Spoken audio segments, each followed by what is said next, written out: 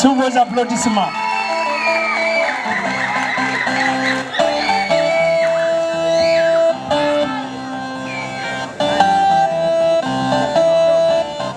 Permettez-moi de faire un pas dans ma tradition afin de demander à mes ancêtres leur bénédiction.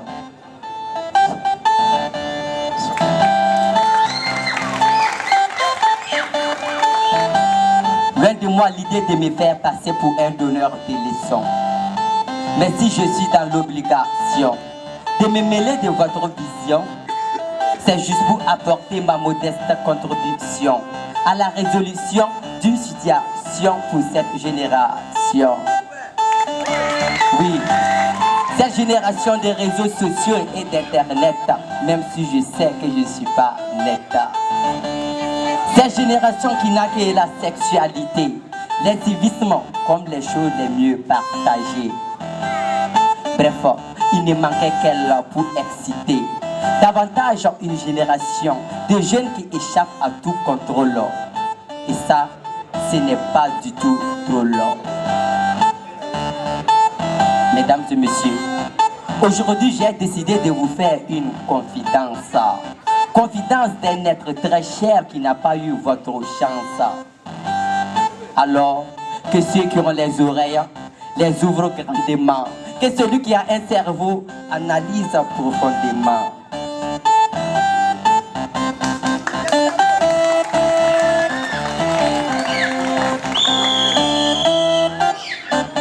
Ahmed, à chaque fois qu'il me parlait d'elle, il tremble.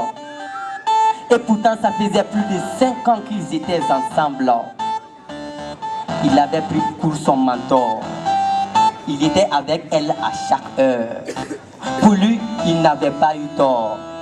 Elle était toujours à ses côtés. Et c'est elle qu'il écoutait dans ses baladeurs. Elle avait changé sa vie. Elle lui avait donné le courage. Elle lui avait donné la chance de partager sa rage. Cette vie qui est loin d'être un conte de fées. Cette vie que pendant longtemps il a voulu zapper. À cause d'elle, en classe, il ne prêtait plus attention et attendait impatiemment la récréation. À cause d'elle, il devenait de plus en plus insupportable, surtout avec ses éducateurs et ses camarades de table. À cause d'elle, ses résultats scolaires devenaient des échecs spectaculaires.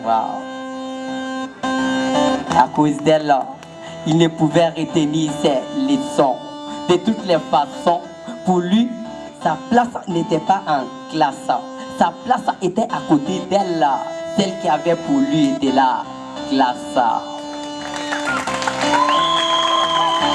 À cause d'elle, il a été renvoyé de l'établissement et elle était toujours à ses côtés pour le consoler rapidement.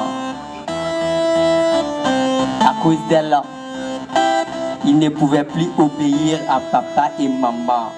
Et ça, c'était la descente aux enfers et on ne pouvait rien y faire. À cause d'elle, un jour sur son lit, il a piqué la folie. Mais malgré tout ça, elle était bel et bien là. Elle était ancrée dans son esprit. Elle voulait tout prendre à tout prix. À cause d'elle, il est parti sans me dire au revoir, tout en croyant qu'on allait se revoir. À cause d'elle, un jour, il a été froidement abattu en essayant de violer une femme dans la rue. Et tout ça à cause d'elle. Oui, elle, mais qui est-elle? Oui, elle, c'est la drogue. Oui, je prends que vous, messieurs, dames. Je dis bien la drogue. La drogue tue à petit feu. Elle détruit peu à peu. Même si tu te crois fort, elle te conduira à la mort.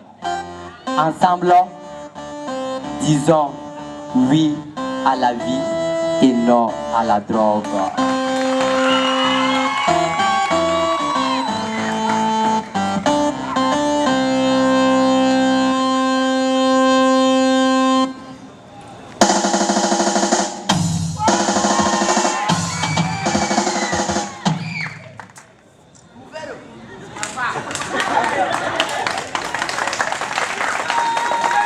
Impossible de dormir, impossible de sourire, impossible de se taire, impossible de ne rien faire.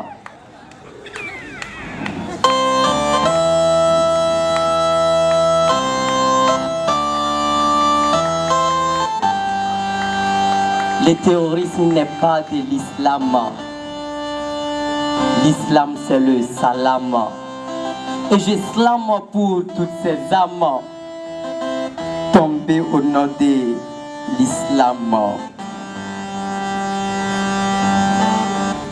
C'est les terroristes qui doivent tomber.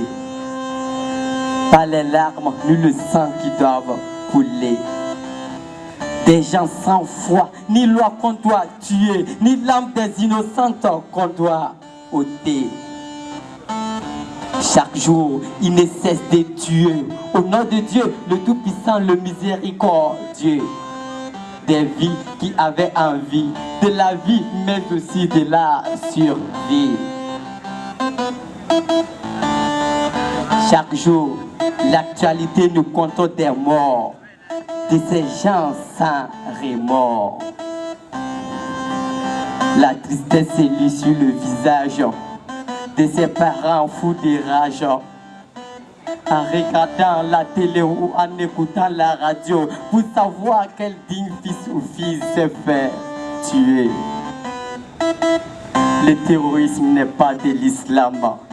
L'islam c'est le salam. Et je slame pour toutes ces âmes tombées au nom de l'islam. Messieurs, dames, dites-moi si c'est faux à travers mes mots.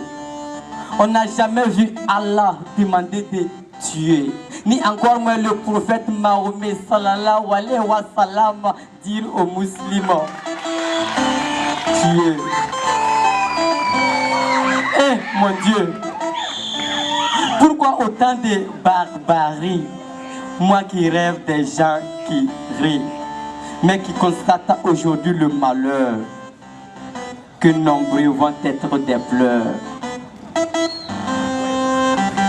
Pour moi, ce sont des illuminés qui n'ont pas le courage de porter la revendication de leurs idées, pas des mots, mais plutôt par des atrocités.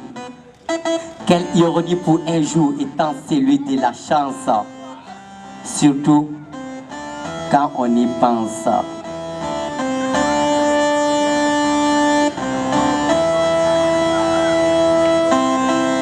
Nos pensées sont aujourd'hui à ces victimes et à ces forces de l'ordre, tombées ou blessées en voulant mettre de l'ordre.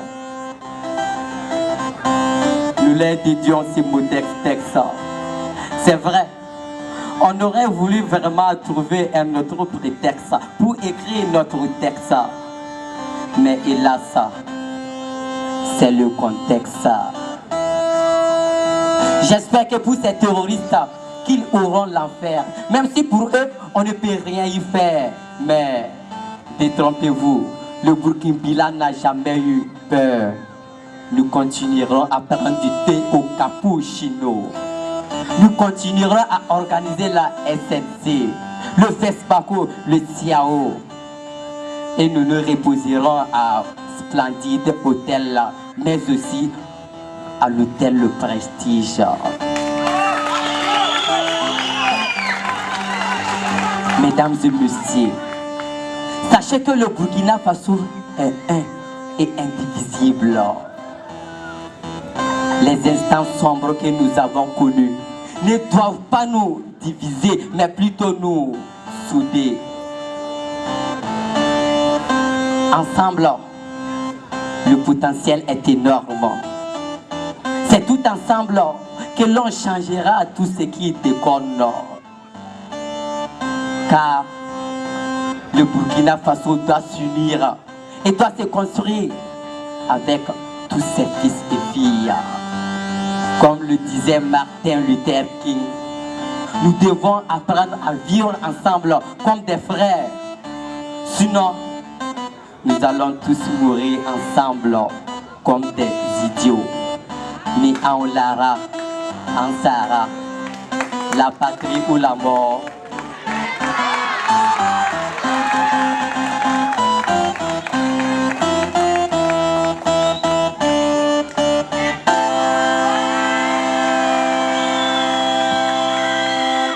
Nous vous remercions. Nous te remercions également.